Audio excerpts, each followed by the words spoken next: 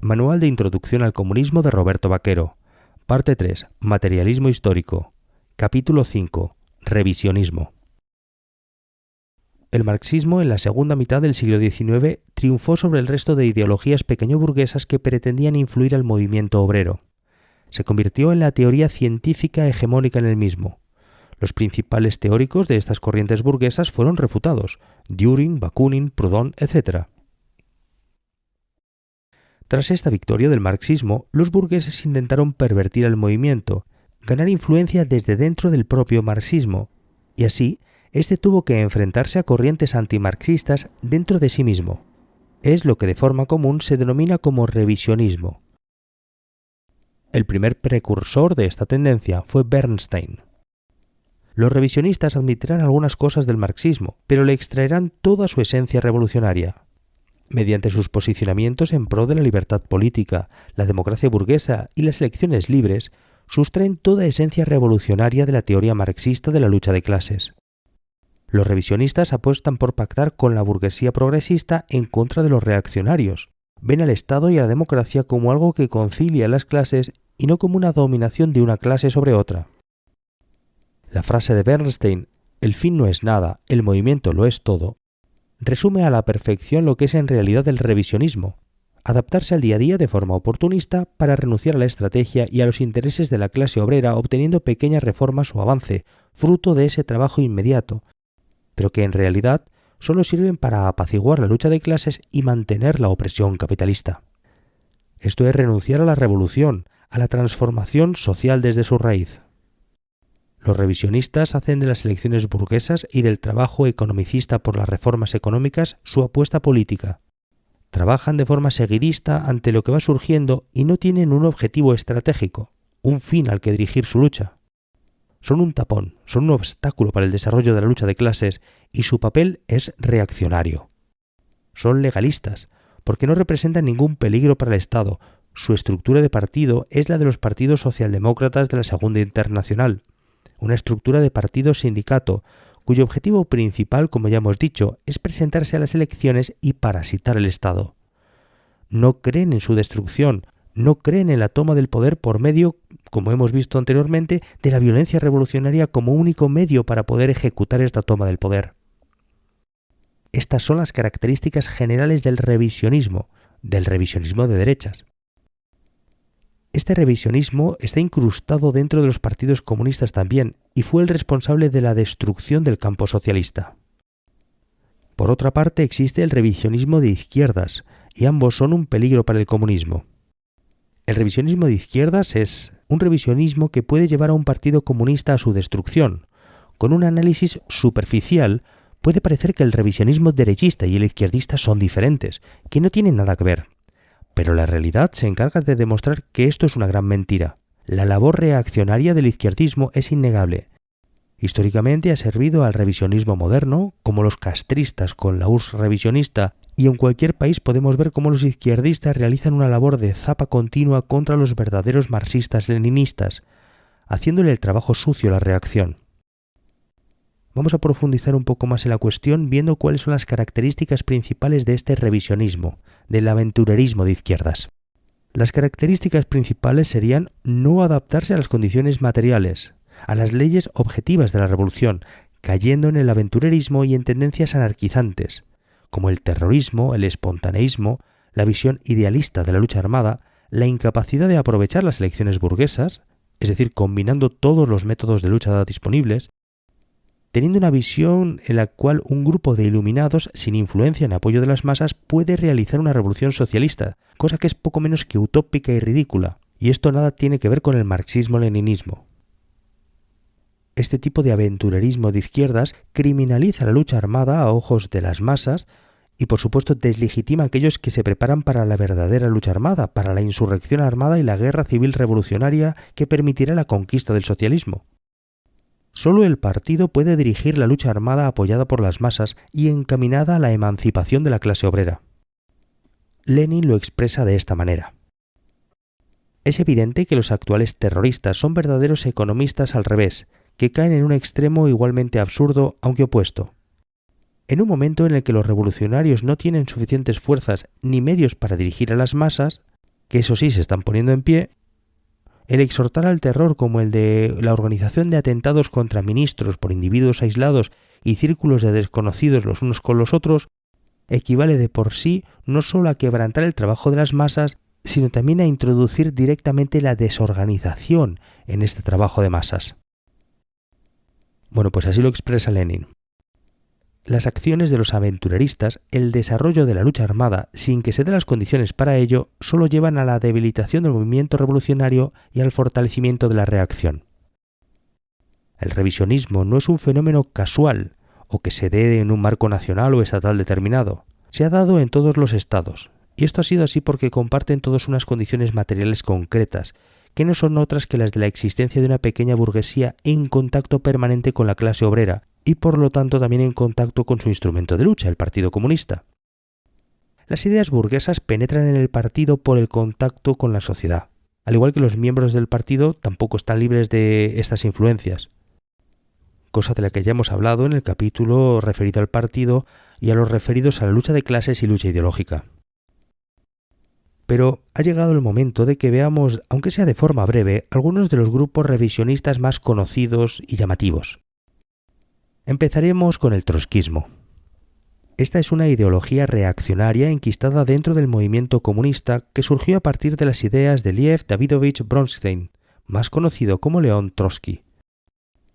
Trotsky fue una revista que se unió a los bolcheviques solo cuando la victoria ya era muy predecible en 1917, y se mantuvo en cargos de responsabilidad debido a que escondía sus verdaderas intenciones. En cuanto las mostró, fue desterrado para de forma posterior ser ajusticiado. El mismo Lenin, antes de que empezara a actuar de forma abierta, ya decía lo siguiente de Trotsky. Leeremos un extracto de la carta a Inés Armand. Y Lenin decía así: Trotsky es un manipulador, un mentiroso y un cínico. En su agitada carrera política ha pasado de los eseristas a los socialistas revolucionarios, a los mencheviques, etc. Sin embargo, hay una cosa que no ha cambiado jamás. Es un ferviente enemigo y crítico del partido bolchevique. Se opone a él en toda ocasión. Ese es Trotsky. Amaga a la izquierda y actúa a la derecha. Es un prestidigitador de la realidad. Y como esta cita de Lenin que hemos señalado, podemos encontrar decenas. Trotsky fue un oportunista y un demagogo. Bien es cierto que tuvo respaldo, pero porque realizaba las tareas que le encomendaba el Comité Central del partido. En cuanto dejó de hacerlo, dejó de tener este respaldo, y no podía ser de otra manera debido a su tardía incorporación a los bolcheviques. Antes de su muerte, en base a la ideología trotskista, se fundó la Cuarta Internacional en 1938, que se puso a la entera disposición de la reacción mundial contra los países socialistas. Realizaron atentados, sabotajes, asesinatos, llamamientos a derribar el socialismo en la URSS, etc. Este era el pan de cada día del trotskismo, una ideología que sirvió a la burguesía y que realizó una labor de zapa dentro del movimiento revolucionario. 3 son las características principales de la ideología trotskista: la revolución permanente, la visión antileninista del partido y la difamación y la labor de zapa contra el socialismo. De esta última ya hemos hablado. Centrémonos ahora en las dos primeras. La teoría que constituye el centro de toda la teoría trotskista es la teoría de la revolución permanente. La revolución permanente, sin comillas, no fue desarrollada por Trotsky, sino por Lenin. Profundicemos un poco más sobre estas dos visiones de la revolución. Trotsky concibe la revolución permanente en un primer lugar desde su desprecio por los campesinos. No es capaz de entender la importancia vital que representan las fuerzas de reserva campesinas para el proletariado, que en el caso de ser reservas de la burguesía condenarían al proceso revolucionario a un estrepitoso fracaso. Trotsky juega al asalto al poder y reivindica un gobierno obrero mientras rechaza al campesinado. No entiende que la dictadura del proletariado que surgió de la Revolución de Octubre solo fue posible gracias a la alianza entre el proletariado y el campesinado, bajo hegemonía del primero, pero en todo caso una alianza. Y que en caso de que se hubiera reivindicado exclusivamente un gobierno obrero, habrían sido aplastados en poco tiempo. Sobre el carácter permanente o ininterrumpido de la revolución, también habló Lenin mucho antes que Trotsky, hablando así en 1905. De la revolución democrática comenzaremos a pasar enseguida, y precisamente en la medida de nuestras fuerzas, de todas las fuerzas del proletariado consciente y organizado a la revolución socialista, y es que nosotros somos partidarios de la revolución ininterrumpida, no nos quedaremos a mitad de camino. Bueno, pues así lo expone Lenin. Y este es el sentido de permanente o continuo de avance de la revolución.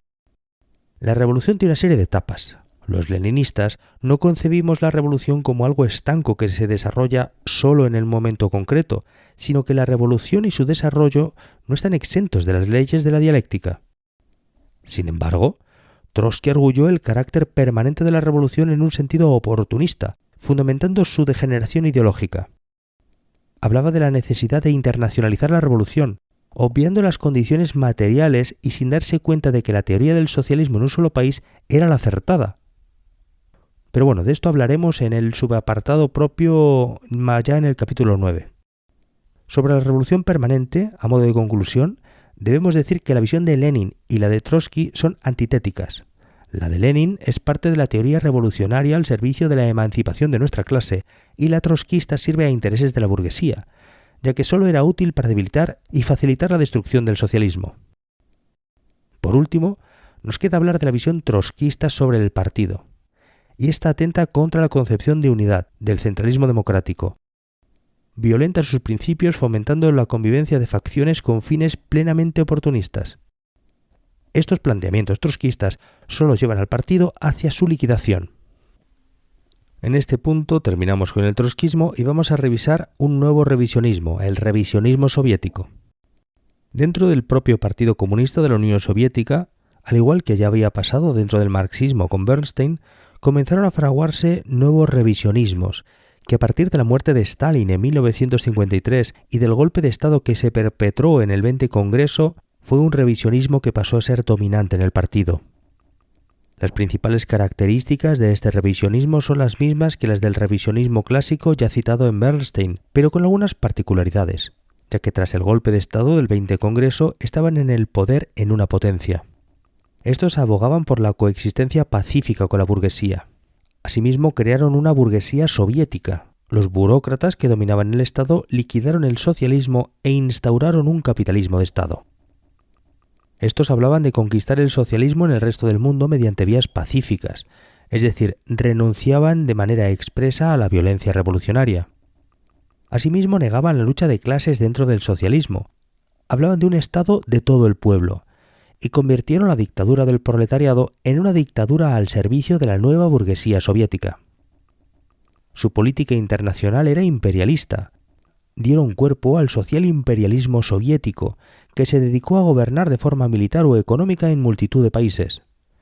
También atacaron figuras revolucionarias anteriores al revisionismo, y de manera especial la figura del camarada Stalin. Usaban terminología revolucionaria para encubrir todas sus actividades reaccionarias y que las masas no se les echasen encima. Liquidaron el centralismo democrático, constituyendo un centralismo burocrático en el que los dirigentes iban renovándose, eligiendo ellos mismos a quienes les sucederían. Este revisionismo también destruyó el movimiento comunista internacional, intentando controlar todos los partidos comunistas del mundo y convirtiendo a la gran mayoría de partidos que cayeron en sus engaños en entes inservibles, creando sucursales satélites en cada país sin ningún potencial revolucionario, y esto los convirtió en un elemento de zapa al servicio de la burguesía. Suele dársele la primacía en este revisionismo al traidor de Nikita Jrushchov, pero ninguno de ellos eran grandes teóricos, sino burócratas corruptos que servían solo a sus propios intereses, a los de la burguesía, y que se habían infiltrado y fortalecido durante años dentro del partido debido a los errores de este. Este honor, el de ser considerado como uno de los padres del revisionismo moderno, se puede hacer extensible a muchas personas, como Brezhnev o en el caso español a la Pasionaria. Hubo representantes de este revisionismo en todos los países, y si se destaca a Jrushchov es por su larga trayectoria en el partido y por ser el autor del infame informe sobre el culto a la personalidad que se presentó durante el golpe de Estado ejecutado durante el 20 Congreso. Vamos a hablar ahora sobre el maoísmo, y es que el maoísmo es una teoría antimarxista. Su iniciador fue Mao Zedong, dirigente del Partido Comunista Chino hasta su muerte, y lamentablemente para el proletariado, figura máxima de la organización desde 1935, año en el que perpetró un verdadero golpe de Estado en el partido. Este es un proceso que repetirá para perpetuarse en el poder mediante la conocida revolución cultural. Para analizar el maoísmo como teoría antimarxista, reproduciremos la conclusión del libro Desmontando a Mao, que escribió el propio Roberto Vaquero. A lo largo de este libro hemos podido ver una gran cantidad de cuestiones sobre Mao y sus actuaciones, destacando las siguientes. Sobre las relaciones internacionales que los terminaron poniendo al servicio del imperialismo norteamericano y de la reacción, llegando incluso a reconocer la dictadura de Pinochet, quitándose de forma descarada la careta antiimperialista con la que solían encubrir sus fechorías. Asimismo, a los maoístas se les atribuye la conciliación y ayuda a los revisionistas titistas, dejando a Albania de lado, cooperando así con el traidor de Tito. Asimismo, es imputable a los maoístas la ruptura con la URSS, que se produjo por fines oportunistas, no por cuestiones ideológicas. El antirrevisionismo chino fue un mito. El maoísmo también realizó una defensa farisaica por oportunismo de Stalin para luego atacarlo con saña. Asimismo, el maoísmo no siguió las directrices de la Comintern, retrasando la revolución china años y a posteriori estancándola y condenándola al fracaso. El maoísmo también se alegró de la disolución de la Comintern y no apoyó a la Cominform. Mao solo quería tener las manos libres para desarrollar sus planes, ajenos a los intereses de la clase obrera y del movimiento comunista internacional. Mao no entendió que la clase obrera es la única consecuente y revolucionaria hasta el final, que es la clase verdaderamente revolucionaria, y él quería sustituirla por el campesinado. Mao no supo industrializar el país y sus errores hicieron que China no llegara a las cotas necesarias para la implantación del socialismo. Los maoístas también trataron de crear un nuevo democratismo de forma reaccionaria, y es que la burguesía no es una clase revolucionaria en la etapa de implantación del socialismo. En cuanto a la lucha de dos líneas en el partido, esto violenta los principios más elementares del centralismo democrático y del marxismo-leninismo, llevando al partido a una lucha de facciones absurda que lo encamina a su propia autodestrucción. Otro elemento es la revolución cultural de Mao, que fue un engendro que solo sirvió para destruir al partido y para encumbrar a su cima a los revisionistas más derechistas de la organización. Tanto la teoría de la zona intermedia como la teoría de los tres mundos son antimarxistas y niegan la lucha de clases en favor de una lucha contra el imperialismo, que daría una posición central a Mao como país dependiente y colonial. La filosofía de Mao es idealista, es incapaz de romper con las corrientes filosóficas marxistas. Su dialéctica es cíclica y su concepción de las contradicciones es mecánica. Pues bien, con este repaso de los errores del maoísmo, podemos sacar en conclusión que Mao es un tergiversador y un falsificador del marxismo.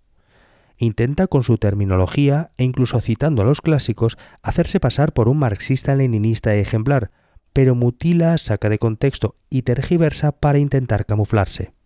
Los maoístas han aprendido bien a realizar este trabajo de su maestro. Mao, con sus errores filosóficos y teóricos, abocó al Partido Comunista Chino a su destrucción, convirtiéndolo con el tiempo en un partido al servicio de la burguesía. La expansión de sus ideas a muchos partidos comunistas hizo que les sucediera lo mismo, convirtiendo a esos partidos en apéndices de la burguesía. Desenmascarar al maoísmo es una obligación para todo marxista-leninista. Mao es uno de los responsables de la fragmentación y la destrucción del movimiento comunista internacional. Consiguió desviar y pervertir a un gran número de partidos comunistas con sus ideas burguesas.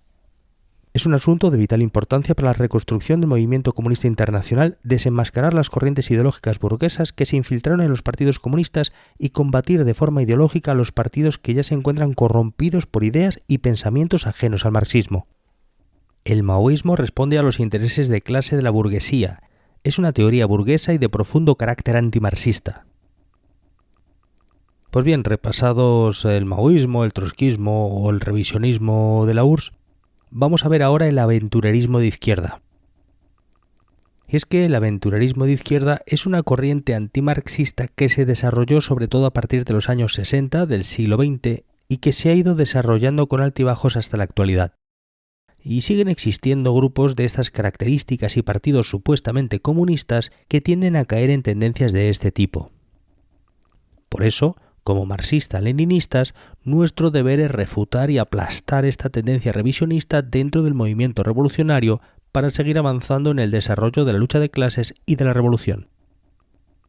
Mucha gente defensora de estas tendencias, y en especial sus líderes, hablan de la cuestión de la valentía de tomar las armas, mientras otros esperan las condiciones para hacerlo, cuando según ellos sería por falta de valor. Ser valiente no es una cualidad que de forma mágica te haga comunista ejemplar. Existen burgueses valientes, señores feudales valientes, incluso el príncipe valiente. Pero eso no les hace ser comunistas, como si no existiera ninguna otra característica sustancial para serlo. Como decía Hoxha, los héroes, revolucionarios proletarios, hombres valientes verdaderamente grandes, son únicamente los que se guían por los principios filosóficos marxistas y leninistas, y se entregan en cuerpo y alma al servicio del proletariado mundial y de la liberación de los pueblos del yugo imperialista, feudal, etc. Y claramente estos aventureristas no cumplen estos requisitos bajo ningún concepto. La cuestión principal de los aventureristas es que no tienen en cuenta las condiciones materiales a la hora de realizar sus acciones. Creen que un grupo de héroes autosituados por encima de las condiciones materiales pueden forzar estas de tal forma que algo ideal puede cambiar la materia según ellos. La revolución la realizarían pues un grupo de héroes en vez de la clase obrera y su partido, adaptándose a las condiciones materiales.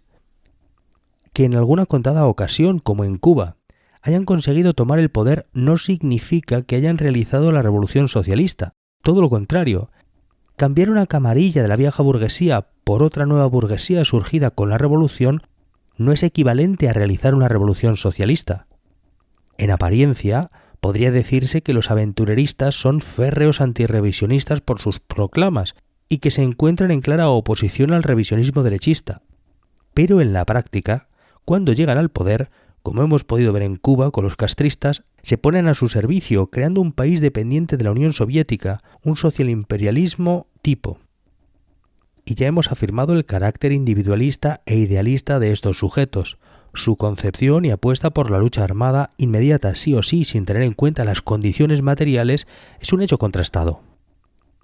Caen en el absurdo de los métodos terroristas y realizan la lucha armada antes de que las masas estén preparadas para ello, con lo que criminalizan a los ojos de estas la lucha armada en general, perjudicando la preparación de la verdadera lucha armada y boicoteando el trabajo de los que de verdad van a desarrollarla para la toma del poder cuando las condiciones materiales sean las propicias. Para los leninistas, la función de la lucha armada es la de la toma del poder del Estado, la conquista del socialismo y la defensa de este. Así pues, el castrismo y el guevarismo han tenido una influencia nefasta en muchos países del mundo, por ejemplo en la Europa de los años 80, en la que multitud de grupúsculos revisionistas tomaron las armas con la única consecuencia del aumento de la criminalización del comunismo y de la auténtica lucha armada, haciéndoles así la cama a los reaccionarios capitalistas. Las tendencias anarquizantes de estos grupúsculos son innegables. El foquismo guevarista es y ha sido siempre algo a eliminar dentro del movimiento revolucionario, pues, como hemos dicho ya, en última instancia solo sirve para debilitar las verdaderas fuerzas que luchan por la revolución socialista. Ha llegado la hora de hablar del eurocomunismo. Los orígenes del eurocomunismo como ideología hay que buscarlos en la degeneración del Partido Comunista Italiano de Palmiro Togliatti. Podríamos considerar que este es el principal precursor, y asimismo Longo. En cuanto al Partido Comunista francés de Maurice Troguet, y en menor medida al Partido Comunista de España de la Pasionaria y su distanciamiento, por variados motivos, del revisionismo soviético. Esta separación fue mucho mayor cuando el Partido Comunista Italiano y el español condenaron en 1968 la invasión de Checoslovaquia por parte de la Unión Soviética revisionista, y se consolidó como tal en la reunión que mantuvieron en 1977 Santiago Carrillo, Enrico Berlinguer y Georges Marchais, secretarios generales del Partido Comunista de España, el italiano y el francés respectivamente. En esta reunión oficializaron el eurocomunismo como ideología y como nueva adaptación del marxismo. El eurocomunismo es una teoría antimarxista, en lo ideológico muy similar a la socialdemocracia clásica. De hecho, comparten el mismo espacio político. Son una variante más del revisionismo, pero con unas peculiaridades que lo diferencian del revisionismo soviético, como por ejemplo la renuncia a la revolución socialista, asimismo la renuncia a la revolución violenta para transformar la sociedad.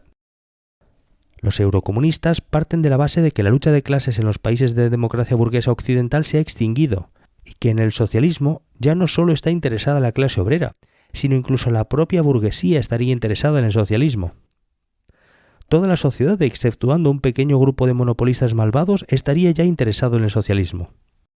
Para ellos, la conquista del socialismo se conseguirá a base del trabajo parlamentario, del desarrollo de reformas y de la integración en la administración del Estado.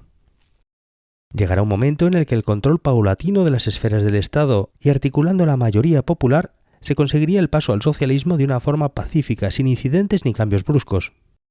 No niegan ciertas contradicciones en la sociedad sobre la democracia, el desarrollo del Estado, los derechos sociales, etc., pero niegan la lucha de clases y la contradicción principal que está en el capital trabajo. Y esto es la posición básica del marxismo-leninismo. Por esto, los eurocomunistas respetan la legalidad burguesa a rajatabla y ya no conciben a la clase obrera como la única clase consecuentemente revolucionaria hasta el final y que debe de hegemonizar todo el proceso, sino que caen en el interclasismo, por lo que responden de una forma única y exclusiva a los intereses de la burguesía para mantener el capitalismo en último término. Su línea es, por tanto, la del socialismo democrático. ¿Y qué significaría este apellido? El socialismo, el único socialismo verdadero, es decir, el socialismo científico, el marxismo-leninismo, es ya democrático de por sí. Es democrático para la clase obrera y para las clases populares, y dictatorial para la burguesía. No le hacen falta apellidos de ningún tipo. ¿Qué función tiene para los comunistas ponerle este apellido de democrático al socialismo? Pues el de satisfacer a la clase a la que sirven, a la burguesía, ya que se diferencian del socialismo autoritario. El socialismo democrático justifica y perpetúa el capitalismo. Es democrático para la burguesía y dictatorial para la clase obrera, por lo que desde un punto de vista de clase, marxista-leninista, este socialismo democrático es reaccionario. La concepción de partido eurocomunista dista mucho también de la marxista-leninista. Lo conciben no como un partido de cuadros de vanguardia, sino como un partido de masas, cuya actividad se centra en la lucha parlamentaria y económica, sumiendo al partido en el reformismo más vil. La disciplina y la democracia brillan por su ausencia en este tipo de partido, todo sacrificado para que pueda sumar al mayor número de gente, obtener la mayor amplitud y que cualquiera pueda entrar o salir de él cuando quiera. Los eurocomunistas convirtieron los partidos comunistas en los que consiguieron hacerse con el poder en verdaderos engendros al servicio de la burguesía. Su apuesta por la vía nacional al socialismo les permitía justificar cualquier tropelía, realizar cualquier acto oportunista sin aparentemente contradecirse ellos mismos, renunciando así al internacionalismo proletario, a la solidaridad entre revolucionarios y a la solidaridad entre los pueblos del mundo. Los revisionistas italianos llegaron a defender la permanencia de Italia en la OTAN. Ha llegado el momento de que veamos el titismo. El titismo es una teoría revisionista y antimarxista cuyos principales referentes fueron el propio Tito y Kardelj, autor y principal inspirador de la autodenominada autogestión yugoslava. La autogestión yugoslava se basa en la idea errónea de que el socialismo se debía de conseguir mediante la fragmentación de la propiedad estatal en propiedad de diversos grupos de trabajadores, los cuales en teoría administraban esa propiedad y la autogestionaban. Aparte de la propiedad estatal, se aceptaba y se defendía la propiedad privada de los medios de producción. Esto, como veremos más adelante, supone una traición a los principios del marxismo-leninismo. El socialismo solo puede construirse a través de la concentración de los medios de producción en poder del Estado socialista. La fragmentación de la propiedad estatal y la competencia entre estas empresas estatales provocó que dentro de Yugoslavia siguiesen reproduciéndose las leyes del capitalismo, las leyes de la competencia, la ley del valor, etc. Los titistas sustituyen la economía planificada mediante sus empresas autogestionadas en una economía capitalista. La producción se realiza como en cualquier país capitalista y están sujetos a los mismos efectos, como por ejemplo la anarquía de la producción. Los consejos obreros no representan los intereses de la clase obrera, sino que eran un ente burocratizado que defendía los intereses de la nueva burguesía titista a la cabeza del Estado. Por supuesto, también renuncian a la dictadura del proletariado, defendiendo el engendro que prevaleció durante décadas en la antigua Yugoslavia. Para poder analizar esta cuestión hay que hacerlo por partes. Por un lado, la concepción del Estado y por otro lado, el papel del partido. Veamos ahora la concepción del Estado. La visión titista del Estado está muy influenciada por el anarquismo. Denigran la dictadura del proletariado hablando de dos etapas dentro del socialismo. el socialismo estatal, primera etapa, y el socialismo humanitario, segunda etapa. Para ellos, la primera etapa, en los inicios de la toma del poder, conduce al burocratismo, y la segunda etapa representa el final de ese burocratismo mediante la democracia directa. ¿En qué se traduce toda esta palabrería revolucionaria? En una visión anarquista frente al Estado, su desarrollo y fortalecimiento y también su extinción. Para los revisionistas titistas, en Yugoslavia se encontraban en ese período de extinción. La realidad se encargó de demostrar que no eran más que unos ideales con tendencias anarquizantes que condujeron a Yugoslavia a su destrucción y fueron a su vez los artífices de la instauración del capitalismo disfrazado de socialismo autogestionario. Negar las leyes objetivas de la construcción del socialismo, el papel de la dictadura del proletariado en la construcción de este socialismo y la preparación de las condiciones materiales para el comunismo, esto es la extinción del Estado, solo puede ser realizado por un férreo antimarxista. El socialismo es diferente en cada país, sí, es cierto. Se construye en base a unas condiciones materiales concretas, pero se realiza siempre en base a los principios del marxismo-leninismo. Lo contrario no es más que usar iconografía y mensaje marxista cuando en realidad se realiza una labor contrarrevolucionaria. Sobre el papel del partido, el pluralismo democrático. El papel del partido y con posterioridad la Liga de los Comunistas en Yugoslavia no era el de un partido comunista, sino el de un partido burgués. Se redujo su importancia hasta casi desaparecer en la práctica en el Frente Popular de Yugoslavia y además fue purgado de marxistas-leninistas. Ambas medidas permitieron a Tito erigirse en dueño y señor de los destinos de Yugoslavia. El partido quedó relegado al ámbito educativo, siéndole vetado toda actividad económica y de gobierno. Convirtieron al partido en un apéndice del aparato estatal titista. De esta aberración saldría el pluralismo democrático dentro de la Alianza Socialista, la cual reúne a las fuerzas, las organizaciones y los partidos socialistas de distintas tendencias. Esto significaría que, a pesar de la fachada del sistema de partido único, en la realidad existirá un pluralismo democrático, es decir, una especie de pluralismo de partidos ya dentro de esa alianza que permitirá el trabajo de un gran abanico de fuerzas contrarrevolucionarias. Nos encontramos ante una aberración que nada tiene que ver con la dictadura del proletariado ni con el papel dirigente del Partido Comunista en la misma. Otra cuestión a tener en cuenta sobre el titismo es su posición sobre cómo tiene que darse la toma del poder en los países capitalistas. Por ejemplo, en la Europa occidental se ponen al nivel de los revisionistas eurocomunistas renunciando a la lucha armada, a la violencia revolucionaria para la toma del poder, afirmando al igual que ellos la necesidad de la lucha electoral y democrática, de una acumulación de fuerzas eterna para tomar posiciones de poder en la propia administración y realizar pactos con otros partidos. La toma del poder de forma pacífica en el imperialismo es una quimera. La conquista de la dictadura del proletariado solo se puede llevar a cabo destruyendo al Estado burgués mediante la violencia.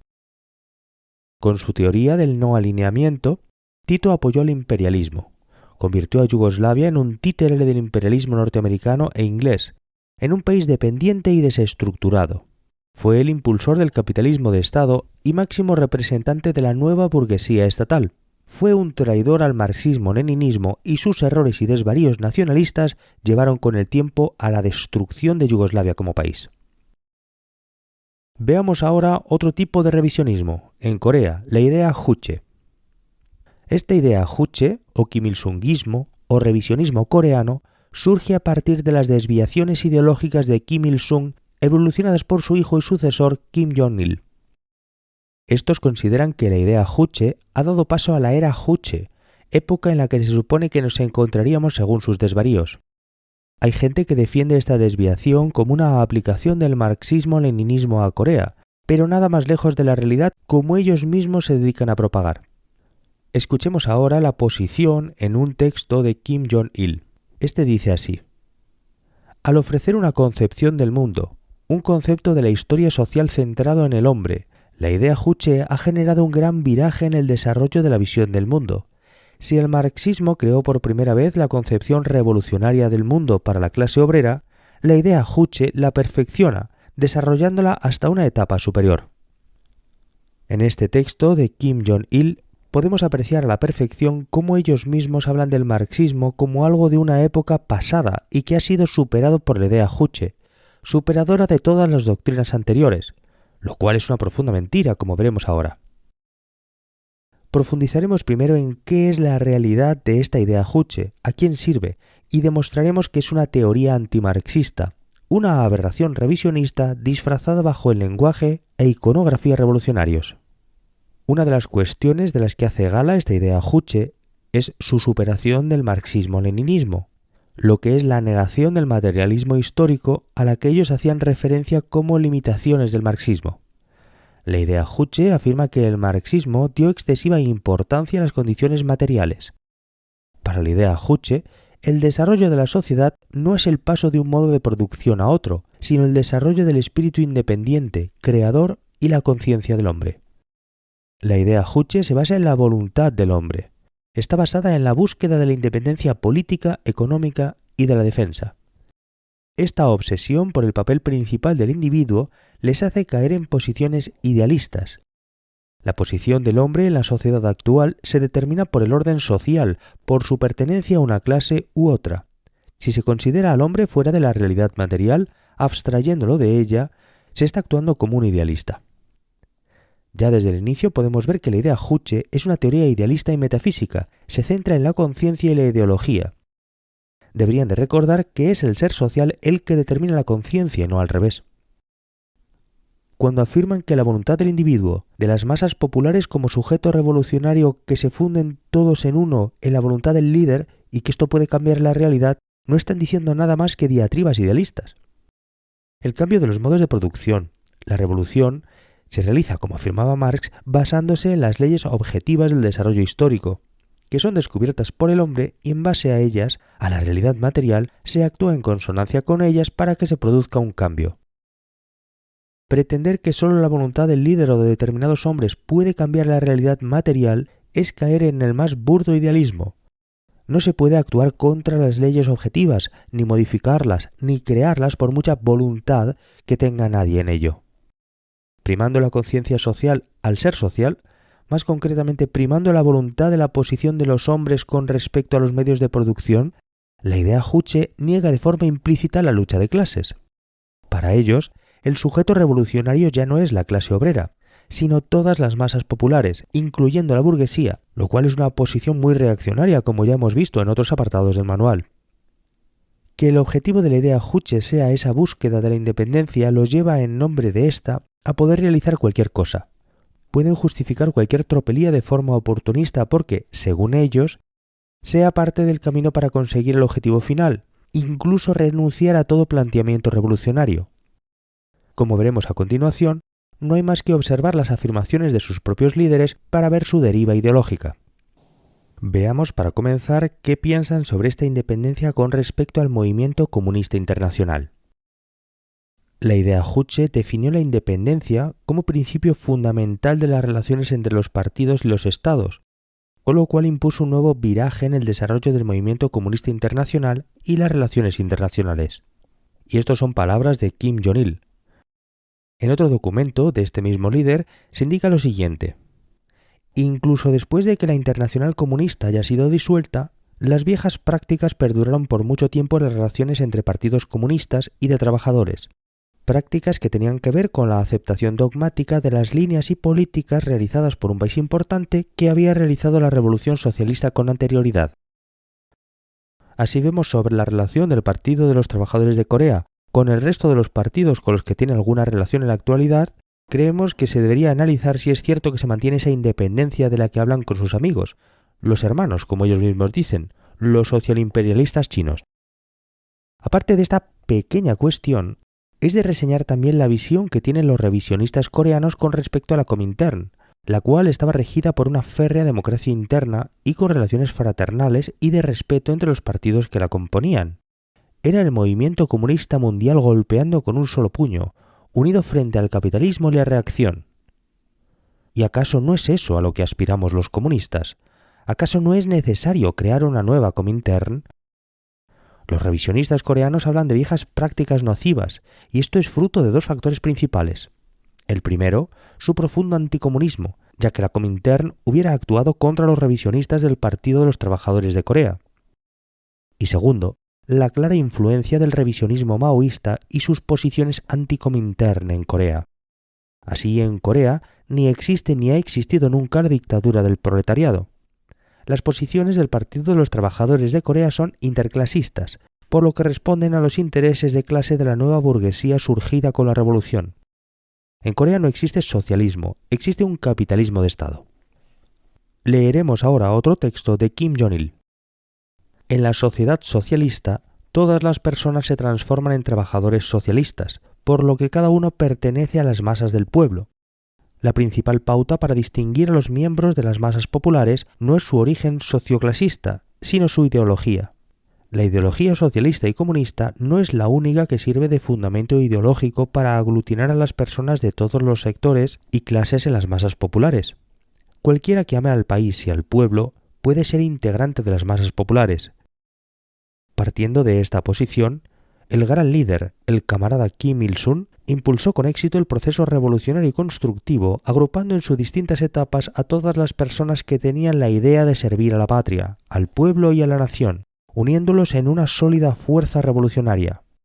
Nuestro partido confía en los integrantes de todas las clases y sectores que tienen interés en la revolución, considerando los acompañantes no temporales sino eternos de la revolución, y los guía por el camino del socialismo y el comunismo. Pues bien, esto decía Kim Jong-il.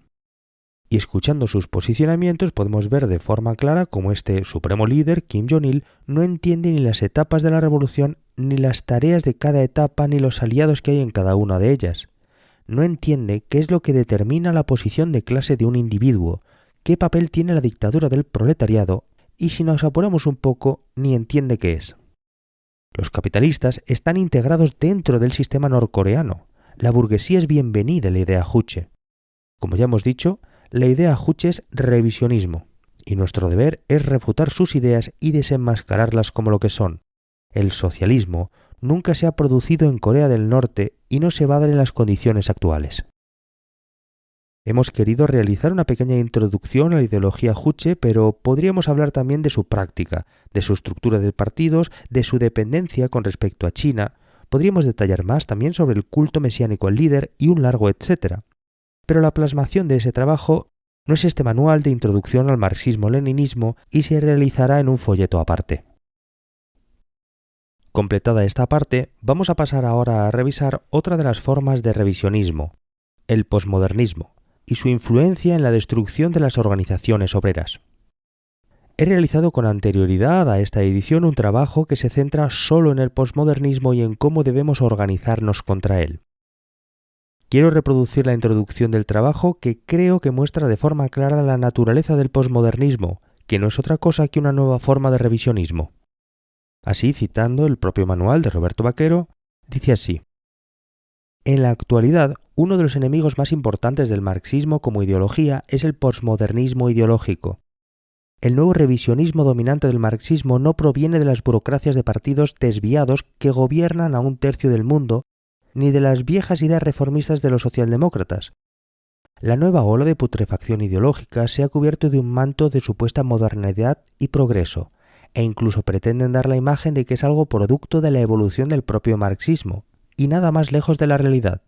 Incluso los fascistas entran en esta línea argumental denominándolo marxismo cultural. Según ellos, se habría iniciado una conspiración para destruir la cultura occidental, y esta no sería otra cosa que la implantación del marxismo cultural, manifestándose como la obligatoriedad de la corrección política, de acuerdo a sus impulsores, el control de los medios de comunicación y de los centros de estudio, promoviendo a través de ellos el pesimismo, el liberalismo y la degeneración de la sociedad. Su posicionamiento quedaría perfectamente explicado en el artículo de Michael Minicino sobre la Nueva Edad Media, publicado en 1991. Viendo su descripción de lo que es el marxismo cultural, se puede apreciar que el marxismo no tiene nada que ver con eso. De hecho, es antitético. El marxismo busca transformar la sociedad, acabar con el capitalismo y llevar a la humanidad a un estadio superior, más evolucionado. Sin embargo, los posmodernos, en todas sus variantes, solo parchean el sistema, haciendo apología de supuestas luchas parciales que usadas por ellos tienen el papel de freno, no de avance de la sociedad. Hacen, al igual que los fascistas, el trabajo sucio a los capitalistas, desvirtúan el marxismo logrando la desunión, la desorganización absoluta de los obreros y los deja a merced de la explotación de una sociedad decadente, putrefacta y degenerada. Así pues, los fascistas deberían buscarse otro nombre para definir la vertiente posmoderna de defensa del sistema. Los fascistas fijan el comienzo de esta corriente en la necesidad de la izquierda de destruir todo lo occidental para lograr la revolución, ya que no consiguieron levantar Europa entera en 1917. Por eso, en 1930 comenzaría el trabajo enfocado a esta necesidad y se iniciaría con la Escuela de Frankfurt y se desarrollaría supuestamente hasta hoy en día. Si bien tienen razón en que comenzó con esta en la Escuela de Frankfurt en los años 30 y asimismo a partir de las ideas malentendidas de Antonio Gramsci. Debemos analizar las condiciones materiales que llevaron a todo esto, puesto que esta cuestión es una equivocación de forma clara. En 1930 el movimiento obrero se encontraba más fuerte que nunca, en especial en Europa. La Unión Soviética se había consolidado y a través de la Comintern sus secciones tenían más capacidad que nunca. Con la Segunda Guerra Mundial se vio un gran avance de las fuerzas obreras que llegaron hasta Berlín, teniendo una fuerza más que considerable en el resto de países donde no gobernaban, como por ejemplo Italia o Francia. Por tanto, ¿existía una imposibilidad de hacer la revolución en Europa cuando se estaba más presente y más cerca que nunca? Claramente no, por lo que no tiene sentido alguno afirmar que esta fue una respuesta del marxismo ante una supuesta incapacidad, sino más bien al contrario. Ante la ofensiva revolucionaria y el fracaso del fascismo, para frenar a los revolucionarios se necesitaban otros métodos que mantuviesen el sistema capitalista en Europa y el mundo. Este fue el surgimiento del posmodernismo ideológico a partir de la Escuela de Frankfurt para degenerar el marxismo y destruir a los partidos comunistas desde dentro y desde fuera. Este pensamiento tuvo su momento álgido con la confirmación de mayo de 1968 en Francia, y periódicamente promovió el nacimiento de movimientos similares que solo traen la confirmación de la condena de la clase obrera a la explotación. Los representantes de este movimiento se autoerigieron en defensores del marxismo crítico, cuando en realidad hicieron una crítica a este con la intención de defenestrarlo, adocenarlo y destruirlo. Theodor Adorno, Marx Horkheimer tuvieron su continuación en los pensamientos postfreudianos, en Michel Foucault, Louis Althusser o Jürgen Habermas, y más recientemente en Immanuel Wallerstein o Judith Butler. Estos son solo algunos de los más famosos, pero la lista por desgracia es mucho más larga.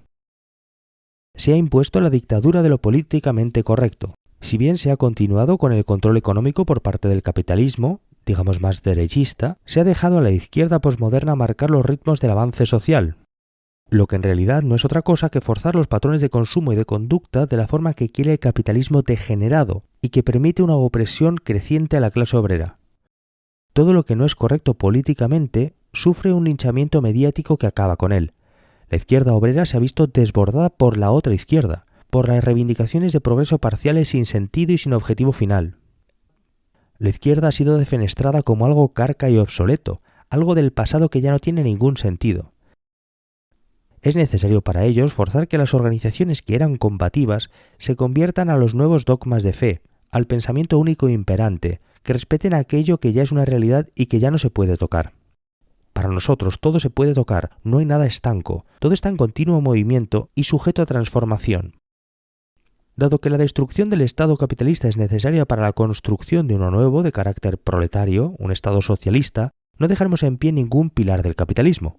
La persecución e influencia del posmodernismo ideológico se da a todos los niveles de la sociedad, tanto de manera individual como colectiva. Ninguna asociación, ninguna organización de ningún tipo está exenta de la subyugación a los dogmas de fe del posmodernismo. Las asociaciones obreras y los partidos comunistas tampoco son una excepción y han sufrido un gran ataque por parte de las ideas del posmodernismo y sus paladines. Y lo más triste es que han tenido un gran éxito entre los partidos y organizaciones comunistas, que han terminado introduciendo en sus programas todo este posmodernismo. Por poner algunos ejemplos, una serie de cuestiones que claramente atentan contra los fundamentos del marxismo y que van en contra de la transformación en la sociedad y que han sido integradas. De entrada, la renuncia absoluta a la violencia, que en lugar de verla como un instrumento, se ha aceptado el discurso de la burguesía para que ésta se perpetúe en el poder. Y es que una clase que ostenta el poder jamás va a renunciar a él sin luchar. Los posmodernos han caído en el idealismo más absurdo. Asimismo, los posmodernos también han impuesto la aceptación de ideas anticomunistas, antiobreras y contrarias al progreso de la sociedad. En concreto nos estamos refiriendo a las ideas del feminismo liberal, incorporándolas al supuesto marxismo posmoderno. Y este feminismo liberal pervierte la ideología marxista hasta hacerla dócil, eliminando todo lo que tiene de revolucionaria. Estamos aquí hablando, por ejemplo, de los cupos, del lenguaje de género, de la negación y transformación de las identidades de género, del apoyo a la prostitución, a la promiscuidad enfermiza, a la equiparación e incluso superioridad de la lucha denominada feminista respecto de la lucha de clases y un largo etcétera. Todos estos son asuntos vergonzosos promovidos por la burguesía y con un carácter claramente antimarxista. Otro de los dogmas impuestos por el posmodernismo a las viejas organizaciones obreras es el de la aceptación del ecologismo burgués como una reivindicación propia, renegando de la concepción de primar la producción y la industrialización del país para que sea independiente y pueda tener un desarrollo revolucionario. Y es que está claro que deben cuidarse los recursos naturales y por tanto el medio ambiente, pero no de una forma infantil, sin tener en cuenta las necesidades productivas del país en determinados momentos. Otro de los dogmas impuestos por el posmodernismo ha sido la desmilitarización general, uno de los puntos del programa que todos los partidos y organizaciones comunistas han hecho como suyos, asumiendo el dictado de la burguesía. Y teniendo en cuenta esto, ¿cómo pretenden que se defienda la clase obrera en caso de revolución, sin tener un ejército? Es imprescindible reformar completamente los ejércitos burgueses, pero la apuesta de no trabajar en él y pensar que van a poder disolver a los ejércitos sin consecuencias no es nada más que volver al idealismo más absurdo. En paralelo a esto, los posmodernos renuncian a la disciplina, al centralismo democrático y a la vigilancia revolucionaria en pro de un asamblearismo difuso y la relajación de la vida militante hasta el punto de crear solo aficionados que pasan el rato, no revolucionarios profesionales. Con esto se ha destruido toda la capacidad de combate de estos partidos. Ahora se acepta el alcoholismo, la drogadicción, siendo esto algo bueno e incluso independiente, algo normalizado y característico de lo que implica ser izquierdas. Dicho esto, quiero que conste que cuando digo partidos comunistas, los llamo así porque se denominan de esta manera, pero no lo son, sino que forman parte del sistema capitalista y contribuyen a la desorganización obrera. Los efectos del posmodernismo ideológico en la sociedad son mucho más abrumadores y los detallaré más adelante. Todo lo que se salga de la corrección política y de la posmodernidad imperante es machacado sin piedad, controla los medios de masa y los medios de enseñanza, y la presión social es ejercida por la masa alienada, no dejan espacio al rebelde, que se convierte en marginal, en defenestrado. Nada puede escapar del control del nuevo pensamiento único, de los nuevos dogmas de fe del sistema. Se reniega de la lucha de clases con teorías a cada cual más surrealista. Algunos hablan también de una nueva fase del capitalismo con la única intención de perpetuar la dominación y su opresión, pero esto con un rostro muy moderno. Y muchos defensores de estas nuevas teorías posmodernas intentan justificarlas desde un marxismo revisionado, que mantendría una esencia revolucionaria. Pero es que hay que tener en cuenta que efectivamente se han producido cambios en el desarrollo del capitalismo, pero estas variaciones no afectan a las leyes fundamentales, por lo que seguimos en la misma fase histórica, la del imperialismo. Los posmodernos convierten de manera mágica lo minoritario en revolucionario o transgresor, lo raro y marginal en supuesta vanguardia de futuras transformaciones. No se dan cuenta de que su escala de opresiones no es más que una construcción metafísica destinada al fracaso. Pero quizá no. Están bien orientados a su auténtico objetivo, el de estos posmodernos, que es evitar el cambio real y desdibujar la conciencia de clase, debilitando además las organizaciones obreras y revolucionarias. Que un grupo, en este caso una clase, tenga un papel revolucionario no se da por su carácter marginal o extraño o no normativo o minoritario, sino porque las condiciones materiales que tiene esa clase la llevan inexorablemente a tener un papel revolucionario en la transformación de la sociedad. La clase burguesa es minoritaria con respecto a la clase obrera, y esto no la hace revolucionaria, al revés. La burguesía es parasitaria e improductiva, mientras que la clase obrera es la que produce la riqueza y la que se ve sometida ya que no posee los medios de producción. Se ha creado una nueva cultura del consumo que presupone una liberación individual de la persona, como si fuera posible realizar cambios de forma individual y no de manera colectiva, que es como se realizan los auténticos progresos, y además por la fuerza. Se ha instaurado una cultura de la depravación general en la sociedad, en especial en la juventud, que con la excusa de destruir lo tradicional, están destruyéndolo todo para llenar el camino a concepciones de un nuevo consumismo más radical, drogadicción y alcoholismo, extensión de la prostitución, la pornografía y vivir una existencia de excesos y degeneración que es inculcada junto a un consumo agudizado, que aliena y destruye las conciencias e identidades. Hay que vivir la vida porque solo tenemos una, se dice. No se dan cuenta que vivirla implica ser productivo, formarse, tener inquietudes, ser sano, reproducir la especie y contribuir al progreso general de la sociedad. Vivir la vida no es ser un nihilista que solo sigue modas, dogmas de fe que le imponen desde el poder.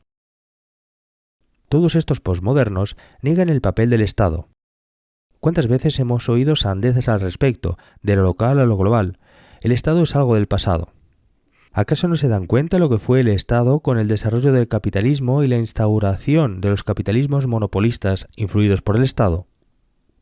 Hoy en día este posmodernismo defiende los monopolios y están siendo dominados por estos monopolios.